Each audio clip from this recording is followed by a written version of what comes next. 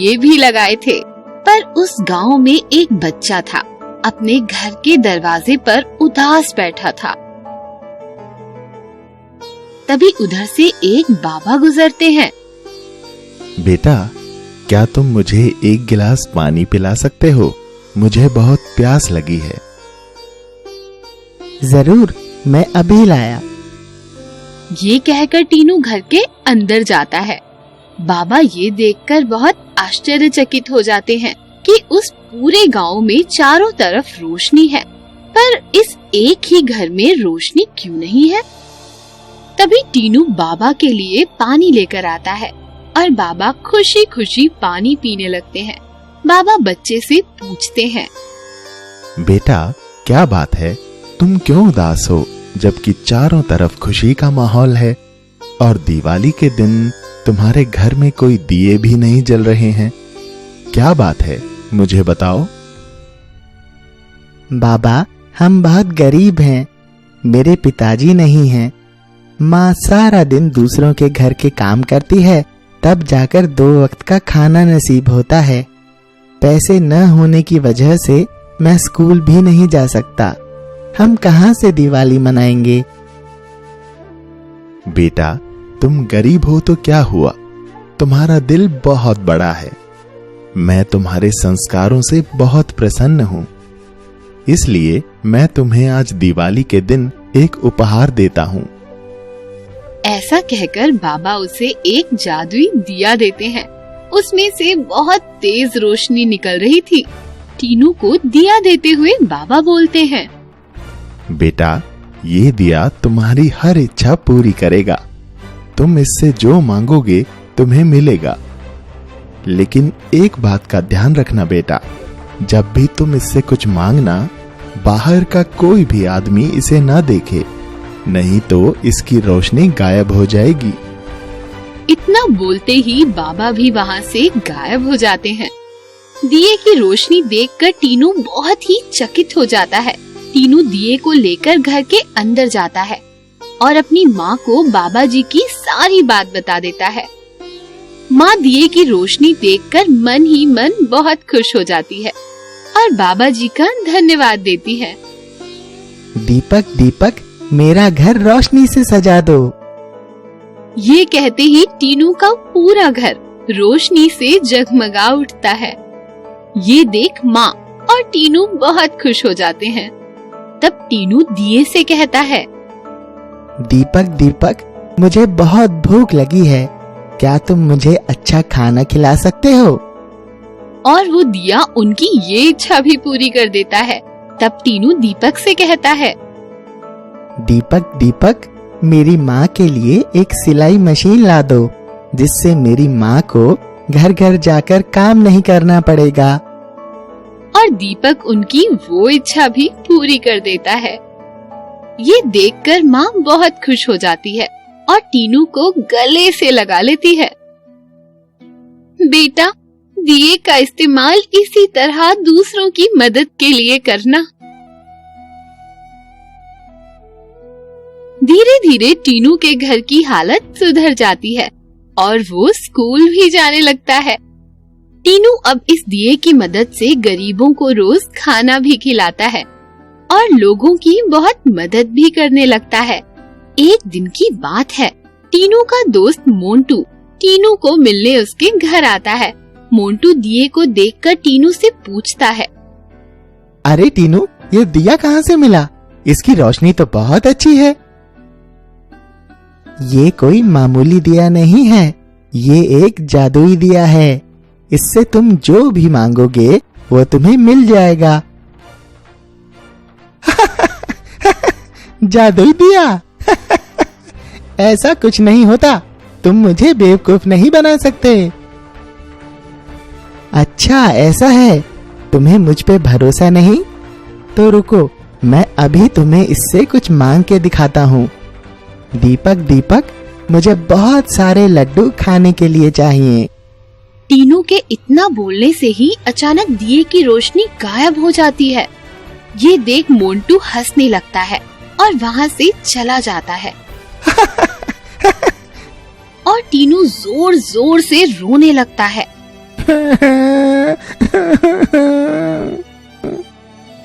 टीनू का रोना सुनकर उसकी माँ वहाँ आ जाती है।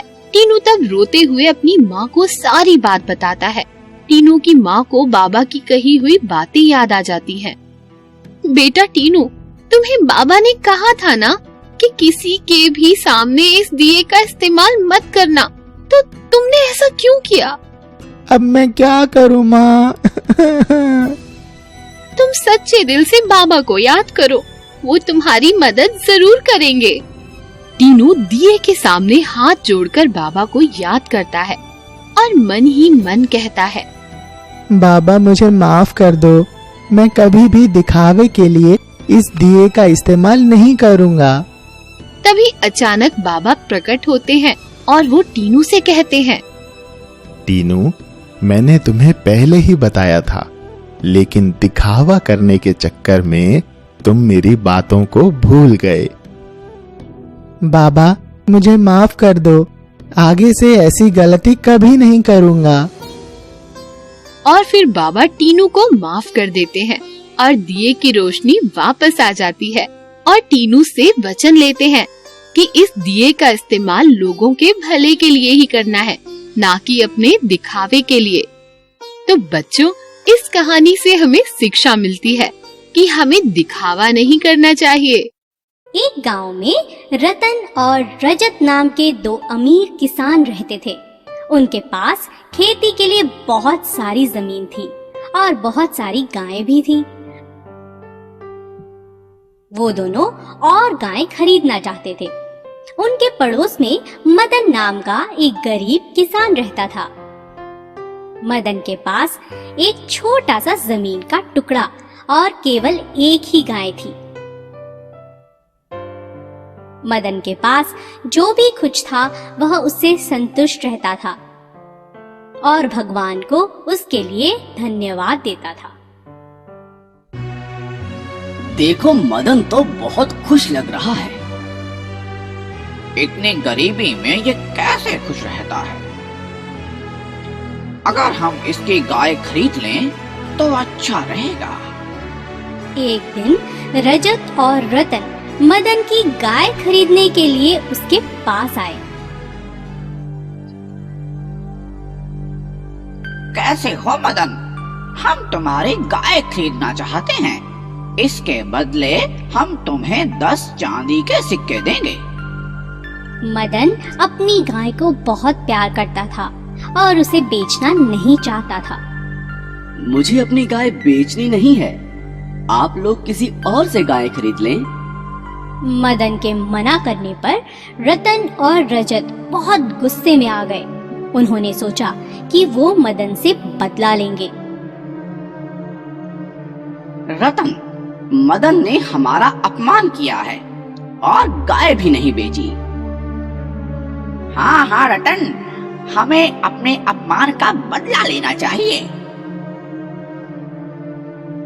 क्यों ना कुछ ऐसा करें कि वह अपनी गाय बेचने पर मजबूर हो जाए। यही हमारा बदला होगा। अच्छा, कैसे? हम उसकी फसल नष्ट कर देंगे, तो वह क्या खाएगा और क्या गाय को खिलाएगा? उन दोनों ने रात के समय मदन के खेत जला दिए। मदन ने जब यह देखा तो बहुत उदास हो गया। हे भगवान, यह क्या हो गया? अब मैं जीवन यापन कैसे करूंगा? कई दिन बीत गए और मदन का सारा राशन खत्म हो गया। मदन और उसकी गाय दोनों भूखे थे। उसने सोचा, अब मैं गाय को कुछ नहीं खिला सकता, इसे बेच देता हूँ। नया मालिक इसे खाना तो देगा। अगली सुबह मदन गाय और अपनी सारी पूंजी लेकर गाय बेचने के लिए निकल पड़ा। रास्ते में उसने सोचा, मेरे पास केवल 10 सिक्के हैं। रास्ते में कोई चोर या लुटेरा मेरे ये सिक्के छीन लेगा तो बहुत बुरा होगा। मैं यह सिक्के अपनी प्यारी गाय के गले से बांध देता हूँ। थोड़ी दूर जाकर वह एक सराय में आराम करने के लिए रुक गया। सराय के बाहर उसने गाय को बांध दिया और खुद अंदर चला गया। तभी गाय के गले में बंधा चांदी का एक सिक्का नीचे गिर गया। सराय के मालिक ने सिक्का गिरते हुए देखा और सोचा, यह गाय तो चांदी का सिक्का देती है। शायद इसके मालिक को यह बात नहीं पता। क्यों ना मैं यह गाय खरीद लूं? क्या यह गाय आपकी है? जी हाँ, मेरी है। मैं इसे बेचना चाहता हूँ, इसीलिए बाजार ले जा रहा हूँ। अब आपको बाजार नहीं जाना पड़ेगा, मैं इसे खरीद लेता हूँ और इसके बदले मैं तुम्हें बहुत से चांदी के सिक्के दूंगा। बहुत से चांदी के सिक्के? ठीक है, जैसी आपकी मर्जी। सराय के मालिक से सिक्के लेकर मदन अपने घर की ओर चल पड़ा। घर पहुंचकर वह चांदी के सिक्के गिनने लगा और सोचा कि यह तो इतने सिक्के हैं कि वह अब एक नई गाय खरीद सकता है। यह तो 500 चांदी के सिक्के हैं। कुछ ही देर में रतन और रजत वहां आ गए और उसके सिक्के देखकर हैरान रह गए। अरे, इतने चांदी के सिक्के तुम्हारे पास कहां से आए? ये सिक्के मुझे मेरी गाय बेचने से मिले हैं। भगवान ने मुझ पर कृपा की है और अब मैं बहुत सी गायें खरीदूंगा। रतन और रजत यह सोचकर उदास हो गए कि उनकी योजना उल्टी पड़ चुकी थी। मदन अब अमीर बन चुका था। किसी को नुकसान पहुंचाकर आप खुश नहीं रह सकते।